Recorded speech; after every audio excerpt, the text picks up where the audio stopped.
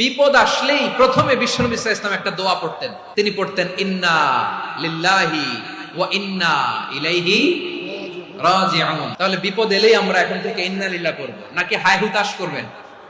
একদল আছে হায় হুতাশ করে, হায় আল্লাহ রে মোর কি হইল রে, মুই কি হরমু রে, মুই কমবে যামু রে, এরকম বিলাপ করতে নিষেধ করেছেন বিশ্বনবী।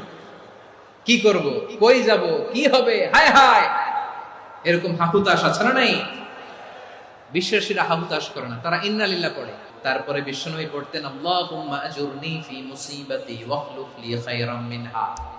একসাথে প্রথমে পড়তেন ইন্না লিল্লাহি ওয়া ইন্না ইলাইহি রাজিউন, তারপর পরে পড়তেন আল্লাহুম্মা আজুরনি ফি মুসিবাতি ওয়াখলুফ লি খায়রাম মিনহা, মানে আল্লাহ এই যে আমি বিপদে ধৈর্য ধারণ করলাম এটার সব তুমি আমারে দাও, আর যেটা হারালাম এর চেয়ে ভালো কিছু দিয়ে মেকআপ করে দিও, ভালো কিছু দিয়ে বদল করে দিও। সুবহানাল্লাহ পড়েন।